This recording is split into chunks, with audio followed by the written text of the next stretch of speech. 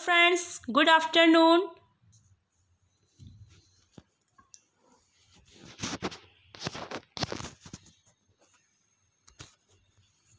आज हम आप लोग के सामने इंफॉर्मेशन कम्युनिकेशन टेक्नोलॉजी को लेकर आए हैं जो हमारे एनटीए यूजीसी नेट का जो है 8 यूनिट है। इसको हम स्टार्ट करने जा रहे हैं।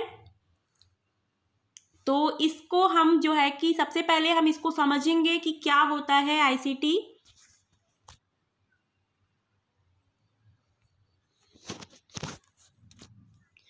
आईसीटी जो होता है दोस्तों हमारे इंफॉर्मेशन टेक्नोलॉजी से निकला होता है, यानी कि हमारा जो आईटी होता है उसके थ्रू। अब ये समझने की जरूरी है कि समझने के लिए कि आईटी क्या है।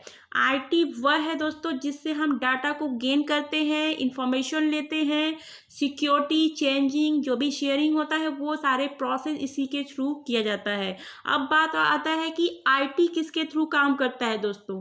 ये जो है हमारा कंप्यूटर के थ्रू काम करता है। आई बात समझ में?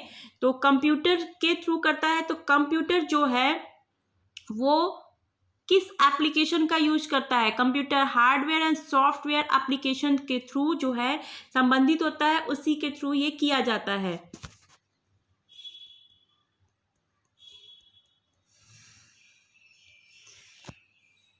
इस तरीके से हम कह सकते हैं कि आईटी जो है हमारा कंप्यूटर पे बेस है एक इंफॉर्मेशन सिस्टम को देने में। इसके बाद ये बात आती है कि आईटी का यूज हम कहाँ कहाँ करते हैं। तो ज़्यादा ये प्रेजेंट टाइम में हम दे सकते हैं हमारा कॉमर्स और ट्रेड के फील्ड में इसका यूज किया जा रहा है। बट कम्युनिकेशन का जो रिवॉल्यूशन हुआ है उसमें हम देख सकते हैं कि इलेक्ट्रॉनिक कम्युनिकेशन भी इसका एक कंपोनेंट जो है माना जाने लगा है। तो इस तरीके से इसके थ्रू जो है आईटी के साथ ये जुड़ गया है। आज हम देख सकते हैं इस पर्सपेक्टिव में। बट पिछले कुछ समय में इंफॉर्मेशन जो टेक्नोलॉजी है आईटी है वो पूरे वर्ल्ड को एक विलेज के रूप में चेंज कर रहा है, जिसे हम क्या कहते हैं दोस्तों, उसे हम ग्लोबल विलेज के नाम से जानते हैं। तो इस तरीके से आईटी पूरे वर्ल्ड के इकोनॉमी को जोड़ कर रखा है, एक वर्ल्ड सोशल इकोनॉमी को। वर्ल्ड सोशल इकोनॉमी का जो है डेवलपमेंट कर रहा है आईटी।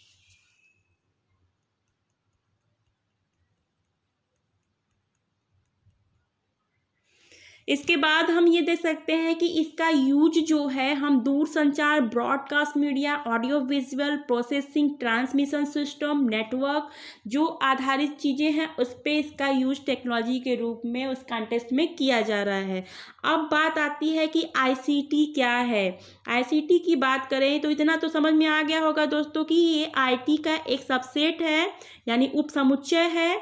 अब बात आती है आईसीटी की। तो आईसीटी क्या करता है, वो जो है collect, store, improve, send and transmit information, यानी कि जो हमारी सूचना है उस चीज़ को कलेक्ट करता है, स्टोर करता है, इसमें इम्प्रूवमेंट करता है, दूसरों को सेंड और ट्रांसमिशन का काम करता है। उसे हम क्या कहेंगे? आईसीटी। तो इसके जो साधन इसमें आईसीटी में शामिल है वो हमारा कंप्यूटर नेटवर्क, हार्डवेयर, सॉफ्टवेयर सहित सभी ऑपरेशन किए जाते हैं इसके थ्रू, जो हमारे आईटी में किए जाते हैं। ठीक है दोस्तों, अब हम बात करते हैं यूएनडीपी की। यूएनडीपी ने जो है आईसीटी के बारे में क्या कहा। यूएनडीपी ने जो है हमारे जो सूचना और संचार प्रौद्योगिकी है उसके संबंध में ये कहा कि ये डिफरेंट टूल्स, सर्विसेज, यूजेस का एक ग्रुप है दोस्तों, जिसका यूज जो है इंफॉर्मेशन के प्रोडक्शन, डिस्ट्रीब्यूशन और उसको शेयर के रूप में किया जाता है। यूएनडीपी ने आईसीटी को ये कहा। तो जो है कि यहाँ तक जो है चीज़ें क्लियर हुई। इसके बाद जो है हमारा नेक्स्ट इसके कंपोनेंट्स की किन किन कंपोनेंट्स से मिलकर ये बना है। तो पहली बात, ये हार्डवेयर टेक्नोलॉजी से मिलकर बना है।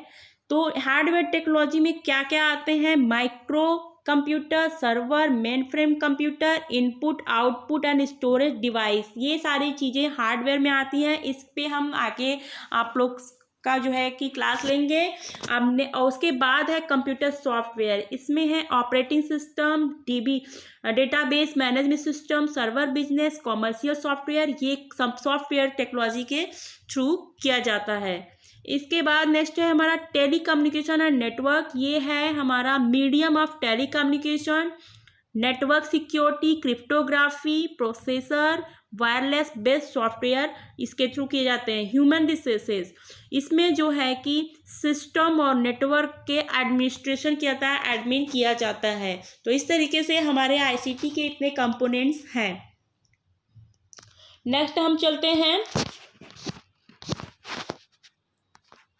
नेक्स्ट आता है दोस्तों कि हमारा कौन कौन सा ऐसा फील्ड है जिसमें हम आईसीटी का यूज कर रहे हैं। अगर देखा जाए तो हमारे लाइफ के हर फील्ड में इसका यूज हो रहा है, तो एक आम आदमी भी इससे बेनिफिट हो रहा है। बट इसके कुछ जो है यहाँ पे निम्न प्रकार के जो है हम आपको फील्ड बताएंगे कहाँ कहाँ पे इसका यूज ज़्यादा हो रहा है। तो सबसे पहले हम एजुकेशन की बात करेंगे। एजुकेशन के फील्ड में एक टीचर इसका यूज बखूबी कर रहा है। वो किसी भी टाइम पे कोई टाइम बाउंडेशन नहीं होता है, वहाँ पे एजुकेशन प्रोवाइड कर रहा है, यानी क्लास कहीं पे भी संभव है किसी भी टाइम पे। पहली बात तो ये होता है एजुकेशन में। दूसरा, एक टीचर इंटरेक्टिव क्लास इसके थ्रू कर सकता है, यानी वो जो लेसन है उसको इंटरेस्टिंग बना सकता है। तीसरी बात ये हुई कि जो भी चैप्टर जो भी चीज़ें बता रहा है उसे वो ग्राफिक्स और वीडियो के यानी एनिमेशन के थ्रू भी कर सकता है, यानी कोई टफ चीज़ें हैं उसको इजी वे में स्टूडेंट के सामने प्रेजेंट कर सकता है, जो भी कॉन्सेप्ट है उसको क्लियर कर सकता है। इसके बाद जो है जो लर्निंग के टूल्स हैं उसको भी बहुत ही आसानी से ये एक्सेस करता है एजुकेशन के फील्ड में। और बच्चों के लिए उसके बच्चों के प्रोग्रेस के लिए इलेक्ट्रॉनिक मैगजीन भी प्रोवाइड करवाता है आईसीटी ही। और इससे जो है हमारे टीचर हैं, स्टूडेंट हैं, उनके बीच एक स्ट्रॉन्गनेस क्या है, एक वीकनेस क्या है, उस पॉइंट को भी आइडेंटिफाई किया जाता है। इसके बाद हमारा हेल्थ सेक्टर की बात करें तो हेल्थ सेक्टर में जो भी हमारी बीमारियां हैं यानी डिजीज़ हैं उसको सिक्योर करने, उसका ट्रीटमेंट करने, सेटिस्फेक्शन को बढ़ाने के लिए जो न्यू न्यू टेक्नोलॉजी है उसे भी अपडेट कर रहा है आईसीटी। पॉपुलेशन का जो भी हमारे स्वास्थ्य से रिलेटेड जो आंकड़े हैं उसके भी बारे में हमें अपडेट करा रहा है। और यदि हमें कोई नई बीमारी के बारे में जानना है या उसको कैसे कम किया जा सकता है वो भी हमें आईसीटी के थ्रू हम जो है कंप्यूटर पे सर्च कर सकते हैं, उससे भी हेल्प ले सकते हैं। हॉस्पिटल में इलेक्ट्रॉनिक स्टोरेज के लिए भी इसका जो है यूज किया जा रहा है। इसकी वजह से हमारा जो ट्रीटमेंट का लागत है, जो भी खर्च हो रहे हैं उसमें भी कमी आ रही है। इसके बाद नेक्स्ट है हमारा एडमिनिस्ट्रेशन सेक्टर। इस सेक्टर की बात करें यानी शासन के क्षेत्र में, तो इसका जो है पब्लिक सर्विस के लिए इसका डिस्ट्रीब्यूशन किया जा रहा है दोस्तों, बहुत ही इम्पोर्टेंट है। फॉर एग्जांपल इंफॉर्मेशन और पॉलिसीज के डेवलपमेंट करने के यानी एक स्किलफुल तरीके से इसका यूज किया जा रहा है, एक अपॉर्चुनिटी प्रोवाइड कर रहा है। और आईसीटी को जो है कि एक बेहतर मैनेजमेंट यानी एक रिस्पॉन्स देने में भी ये मदद हेल्प कर रहा है। और जो सर्विसेज हैं, जो सूचना है उसको कुशल तरीके से प्रेजेंट करने का भी अपॉर्चुनिटी देता है। तो इस तरीके से हमारे शासन के क्षेत्र में भी ये बहुत ही फ़ायदा पहुंचा रहा है। इसके बाद नेक्स्ट है दोस्तों एडवांटेज, क्या क्या इसके फ़ायदे हैं, अब इस पर हम डिस्कस कर रहे हैं। दोस्तों हमारे पर्सनल और सोशल इकोनॉमिकल लाइफ पे ये बहुत ही डीप इफेक्ट कर रहा है। इसके फ़ायदे हम वन बाय वन करके देखते हैं। फर्स्ट है हमारा जो भी कम्युनिकेशन की गति है वो बहुत ही तेज़ी से होती है, जैसा कि हम जानते हैं, जिससे हमारा टाइम और मनी का सेविंग होता है। क्योंकि हम जो भी शेयर करते हैं, सेंड करते हैं, वो बहुत ही कम सेकंड में ही पहुंच जाता है, यानी कि मिनटों में ही वो चीज़ें पहुंच जाती हैं मैसेज और ईमेल्स के थ्रू। यानी इसमें हम वीडियो कॉलिंग के थ्रू, वीडियो कॉन्फ्रेंसिंग के through face to face interaction भी कर सकते हैं। फिर इफेक्ट ये जो कॉस्ट है यानी वो भी प्रभावित होता है। वो कैसे होता है, जैसे हम जब भी सूचना पहले भेजते थे तो वो हमारा जो है फ़ोन के थ्रू या फिर भेजते थे, वो बहुत ही महंगा पड़ता था। आज हम मेल और ईमेल के थ्रू के जो है भेज देते हैं, जिससे हमें हमारा जो इन्फॉर्मेशन है जल्दी तो पहुंचता ही है और हमें कम खर्च का एफर्ट करने पड़ते हैं। तो ये सारी चीज़ें हमको फ़ायदा होता है। इसके बाद है अवेलेबिलिटी की। दोस्तों ये 24/7 जो है अवेलेबल रहता है, हम किसी भी टाइम इसमें ऑनलाइन परचेजिंग कर सकते हैं घर बैठे ही। तो ये हमें ये फैसिलिटी देता है। दूसरी बात है जॉब्स का क्रिएशन, यानी नए नए जॉब का भी देता है आईटी सेक्टर, जैसे हमारा वेब डिज़ाइनर हो गया, कंप्यूटर प्रोग्रामर हो गए, ये सारे लोगों का जो है रोजगार की उत्पत्ति होती है। इसके बाद है डेवलपमेंट ऑफ एजुकेशन, यानी कि एजुकेशन के फील्ड में हमने चर्चा किया, लेकिन एजुकेशन के फील्ड में हमारे जो इंस्टीट्यूशन है एजुकेशन से रिलेटेड, उसमें फॉर्म भरने और जो भी कुछ जानकारी लेनी है वो बहुत ही कम टाइम में मिल जाता है। एक ही क्लिक पर हम सारी एक दूसरे को जो है चीज़ें भेज सकते हैं, ये हमें फ़ायदा होता है। इसके बाद हेल्थ केयर सेक्टर में जो हमारे ऑटोमेटेड हॉस्पिटल इंफॉर्मेशन सिस्टम है और जो भी केयरिंग की हेल्थ केयर की जो क्वालिटी है उसमें सुधार करने में भी ये सहायता पहुंचाता है। फार्मा इंडस्ट्री में भी बहुत ही हेल्पफुल है। इस तरीके से ई हेल्थ का जो है बनाने में बहुत ही महत्वपूर्ण होता है। उसको उसको यहाँ पे संभव बनाया जा सकता है आईसीटी के थ्रू। इसके साथ ही साथ इसमें फायदे होने के बाद भी दोस्तों हमें इससे जो है कि कुछ परेशानियां भी हो रही हैं, तो उसकी बात हम करते हैं क्या क्या होती हैं। सबसे पहले है अनएम्प्लॉयमेंट। दोस्तों एक जो है आदमियों का जो रोजगार है वो कम होते जा रहा है। क्योंकि बड़ी संख्या में हम स्किलफुल जो लोग हैं उनकी कटौती हो रही है। अब जो भी काम होते थे पहले स्किलफुल पर्सन से, अब मशीनों और रोबोट से होने लगा है, जिसकी वजह से जो है दिक्कतें आ रही हैं और बेरोजगारी की परेशानी हो रही है, बेरोजगारी बढ़ते जा रही है। इसके बाद है जॉब सिक्योरिटी। दोस्तों लोगों को नए नए टेक्नोलॉजी से जुड़ने में दिक्कत हो रही है, उससे पैचअप करने में बहुत ही प्रॉब्लम, यानी एक कंटिन्यूटी वैसे ही सेम वर्क का जो प्रोसेस है वो नहीं हो पा रहा है। इस वजह से उनमें जो है जॉब से निकालने का डर बनते जा रहा है, उनके अंदर भय हमेशा रह रहा है। इसके बाद प्राइवेसी की बात करें, को गोपनीयता की भी कमी हो जा रही है। दोस्तों जो सोशल साइट्स के थ्रू हम इंफॉर्मेशन एक दूसरे को भेज रहे हैं उसमें हैकिंग का प्रॉब्लम हो रहा है। ईमेल हैकिंग की घटनाएं आए दिन बढ़ रही हैं, जो हमें एक गोपनीयता की कमी होती जा रही है और डेली लाइफ में भी दिक्कतें कर रही हैं। तो उसमें हम देख सकते हैं कि जैसे साइबर क्राइम है, उसके थ्रू वायरस, वार्म और आपके हो गए ट्रोजन, इन सारी चीज़ों की वजह से जो है हमें दिक्कतें पड़ रही हैं और हमारे जो डिफरेंट प्रॉब्लम्स हमारे लाइफ में आ रहे हैं। तो जो है कि इस तरीके से हम देख सकते हैं कि इससे ये सारी परेशानियां हो रही हैं, लेकिन इसको कम किया जा सकता है एक अलर्टनेस, एक सिक्योरिटी अपनाने के बाद।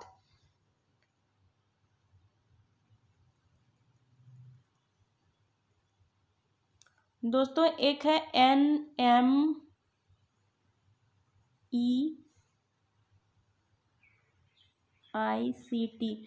ये जो है हमारा national mission on education through ICT के थ्रू, इंफॉर्मेशन कम्युनिकेशन टेक्नोलॉजीज का फुल फॉर्म है। ये हमारे MHRD के थ्रू यानी मानव संसाधन विकास मंत्रालय के थ्रू चलाया जा रहा है। ये प्रोग्राम बहुत ही इंपॉर्टेंट है, एग्जाम के पर्सपेक्टिव से भी इसका फुल फॉर्म पूछ सकता है। तो इसमें जो स्टूडेंट इच्छुक हैं, जो एबल हैं, वो एक क्वालिटेटिव जो टूल्स है, एजुकेशनल टूल्स यानी सामग्री को जो है गेन कर सकते हैं। इसका यही उद्देश्य है, प्रोवाइड करना ऐसे स्टूडेंट्स को। तो ये इस प्लेटफॉर्म पे ऐसा है इस परियोजना के थ्रू।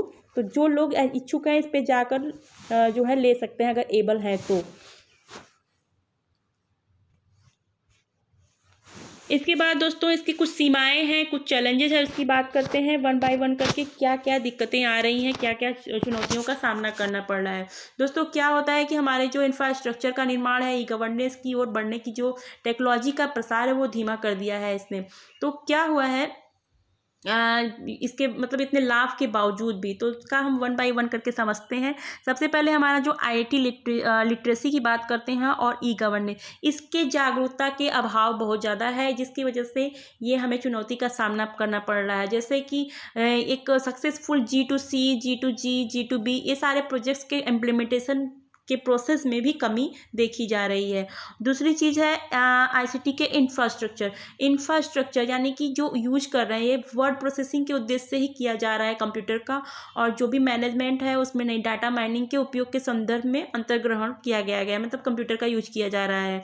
तो इसमें एक प्रॉब्लम हो रही है कि दोस्तों की जो हार्डवेयर की खरीद है और कस्टम अनुप्रयोगों के विकास के बीच जो समय का अंतर इतना बड़ा है कि जब तक एप्लीकेशन यूज के लिए तैयार होता है तब तक हार्डवेयर ही जो है प्रचलन से बाहर हो जाता है। तो ये इंफ्रास्ट्रक्चर के तहत दिक्कतें आ रही हैं। इसके बाद है हमारा जो डिपार्टमेंट है, गवर्नमेंट डिपार्टमेंट्स है, उसमें जो वर्कर है उनके एटीट्यूड्स की, वो प्राइवेट वालों को कुछ नहीं समझते हैं। उनका साइकोलॉजी जो होता है ऐसा बन गया है, वो सोचते हैं कि कोई भी काम है, कोई भी बड़ा बदलाव है तो वो गवर्नमेंट एम्प्लॉय के बिना नहीं हो पाता है, नहीं हो सकता है। तो इस वजह से उनके जो मोटिवेशन का जो है उसमें कमी देखी जा रही है। इसके बाद है जो हमारे गवर्नमेंट डिपार्टमेंट्स हैं और सॉल्यूशन डेवलपर्स हैं, यानी जो आर्किटेक्चर हैं जो डिज़ाइन करते हैं उनमें, और गवर्नमेंट डिपार्टमेंट के जो एम्प्लॉय हैं उनमें जो है कि एक कोऑर्डिनेशन का अभाव है, समन्वय नहीं हो पा रहा है, जिसकी वजह से ई गवर्नेंस जो प्रोजेक्ट है उसका इम्प्लीमेंटेशन नहीं हो पा रहा है। ये सारी दिक्कतें, ये चुनौती सामना करना पड़ रहा है। इसके बाद है जो डिपार्टमेंटल प्रोसेस है उसकी बात करते हैं, यानी कि इसके पुनर्संरचना के लिए जो प्रतिरोध उत्पन्न हो रहा है। इसमें ई गवर्नेंस जो प्रोजेक्ट है उसके इम्प्लीमेंटेशन के लिए जो प्रशासनिक प्रक्रियाओं के पुनर्गठन की बहुत आवश्यकता होती है, जैसा कि हम जानते हैं। लेकिन इसके विपरीत जो हमारे प्रशासनिक प्रक्रियाओं में डाटा माइनिंग तकनीकी का जो एक्सप्लॉयटेशन करने और वेबसाइट पर वास्तविक यानी रियल टाइम के कंटेंट को एकत्र करने और अपडेट करने में MIS के अधिकारियों की विशेषज्ञता है, वो उसका अभाव पाया जा रहा है। इस तरह से एक परिदृश्य ऐसा आ रहा है जिसकी वजह से समाधान करने के लिए इच्छित परिणामों को प्राप्त करने में असमर्थता जताई जा रही है। तो ये सारे चैलेंजेस जो है हमारे जो है कि ये डिपार्टमेंटल प्रोसेस के अंतर्गत हो रहे हैं। इसके बाद है नेशनल लेवल इंफ्रास्ट्रक्चर, यानी ई गवर्नेंस को बनाए रखने के लिए राष्ट्रीय स्तर की जो बुनियादी सुविधाएं हैं, सुविधा दी जा रही हैं, उसमें जो है कमी देखी जा रही है। क्या होता है दोस्तों, जो ई गवर्नेंस की पहल का समर्थन करने के लिए बुनियादी यानी इंफ्रास्ट्रक्चर जो इंफ्रास्ट्रक्चर है उसको सरकारी विभागों में मौजूद नहीं है, जो गवर्नमेंट डिपार्टमेंट है। तो इंफ्रास्ट्रक्चर का निर्माण कराए गए कनेक्टिविटी विकल्पों का उपयोग बहुत ही सीमित तरीके से डिफरेंट प्लेस के बीच जो है डाटा ट्रांसमिशन उद्देश्य के लिए किया जाता है, और जो मुख्य रूप से केवल जो है ईमेल और इंटरनेट उद्देश्यों के लिए ही इसका यूज किया जाता है। अतः यह सब जो है कि एक तरह से हम देख सकते हैं कि बहुत ही बड़ा समस्या बनते जा रहा है, एक चुनौती बनते जा रहा है हमारे ICT के लिए। तो इस वजह से इसको हमें एक समाधान करना चाहिए और लोगों को आगे बढ़कर जो है इसके क्रियान्वयन के लिए, ई गवर्नेंस के लिए, ये सारी चीज़ों के लिए आगे बढ़ना होगा। और सबको, प्राइवेट हो चाहे गवर्नमेंट हो, सबको एक साथ आना होगा, तभी इस चैलेंजेस का सामना करना जो है बेहतर होगा और उसे अच्छे से निपटाया जा सकता है। तो आई होप दोस्तों कि ये चीज़ें आपको ICT क्लियर हुआ होगा। अब भी हमें सारे टॉपिक्स को जो है A1 by 1 करके हम लेकर आएंगे। उसको समझने से पहले हमें ICT को समझना बहुत ज़रूरी था। अगर ये क्लियर नहीं होगा तो हम और बाकी चीज़ों को नहीं समझ पाएंगे। तो इसी के साथ दोस्तों हमारा ये वीडियो यहीं पे समाप्त होता है। अब हम नेक्स्ट वीडियो में मिलते हैं। अगर ये वीडियो आप लोग को पसंद आया हो तो इसे लाइक और सब्सक्राइब करना नहीं भूलिएगा। बाय बाय दोस्तों।